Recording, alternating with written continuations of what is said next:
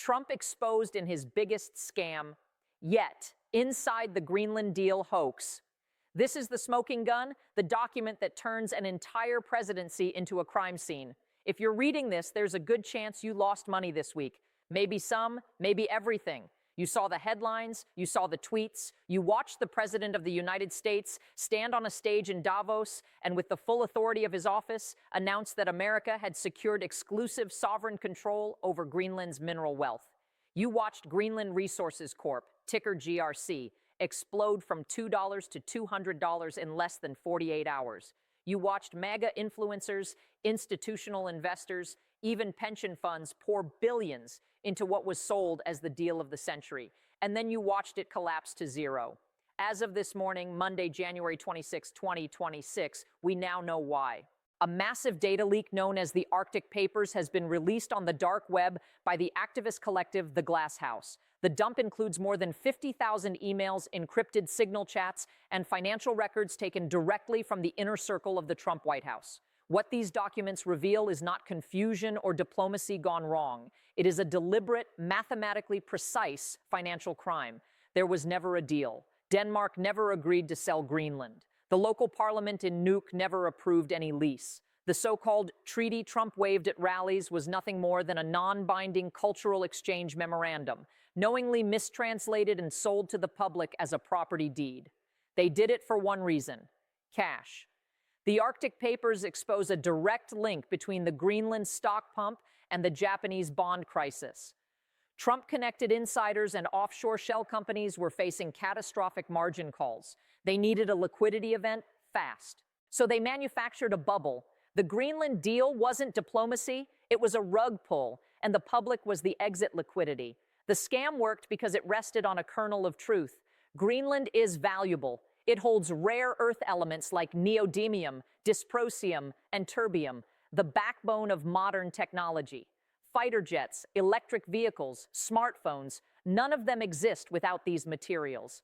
China dominates the global supply, and the United States has long wanted to break that monopoly. Trump's team took that legitimate strategic concern and weaponized it for personal profit. The timeline is clear. Rumors were leaked to friendly media. A dormant penny stock with no employees and an expired mining permit suddenly surged. Trump teased huge news. Influencers called it the Louisiana Purchase 2.0. Retail investors rushed in.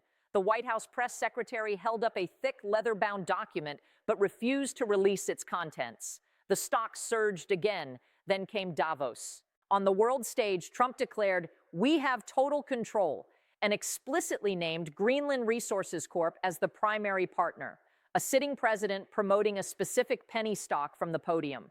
That was the illegal act. GRC briefly reached a market capitalization larger than Ford Motor Company.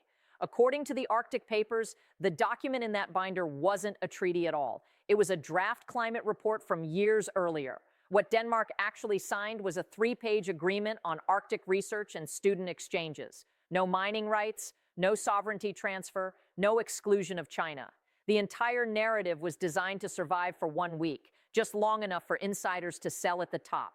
Internal files labeled Project Iceberg show White House advisors openly discussing yen exposure, margin calls, and the need for a bridge. They controlled most of the stock float through offshore entities. All they needed was volume. One email says it plainly. "We just need the headline to stick for 72 hours. By the time Denmark denies it, we'll be out." That line proves intent. That is fraud. Encrypted chat logs reveal coordinated bot campaigns across X and Reddit. AI-generated fake research reports. Meme teams instructed to hype the stock as backed by gold and the crypto killer. This wasn't organic enthusiasm. It was industrial-scale market manipulation directed from the executive branch. Greenland Resources Corp itself was a shell, incorporated in Delaware, headquartered at a Wyoming P.O. box. Its listed CEO was a ski instructor from Aspen, a straw man. Ownership was hidden behind layered LLCs in the Cayman Islands, Bermuda, and Cyprus. The Arctic Papers decode those structures. They trace back to a trust managed by a senior White House advisor. And one account leads directly to a blind trust associated with the president himself.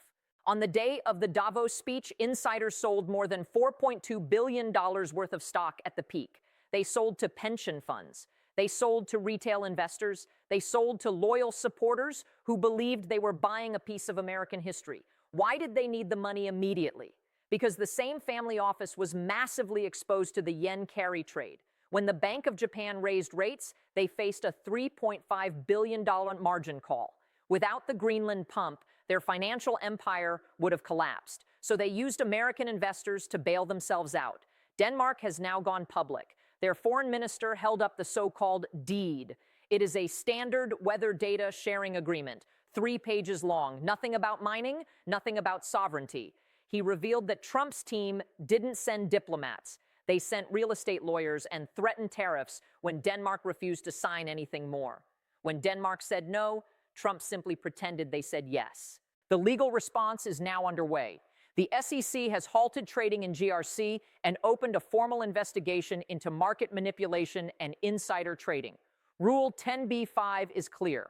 False statements used to move a stock price are illegal. The president made the statements. The stock surged. Connected entities sold. That is the case. The DOJ is circling.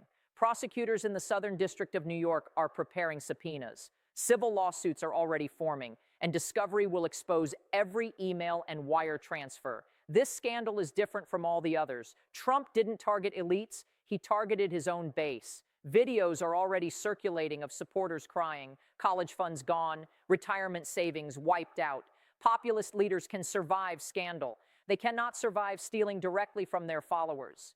The Arctic papers also reveal a crypto layer, Arctic coin, falsely marketed as being backed by Greenland's mineral rights.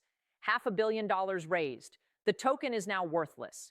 The proceeds were funneled into a super PAC. That is campaign finance fraud on a historic scale.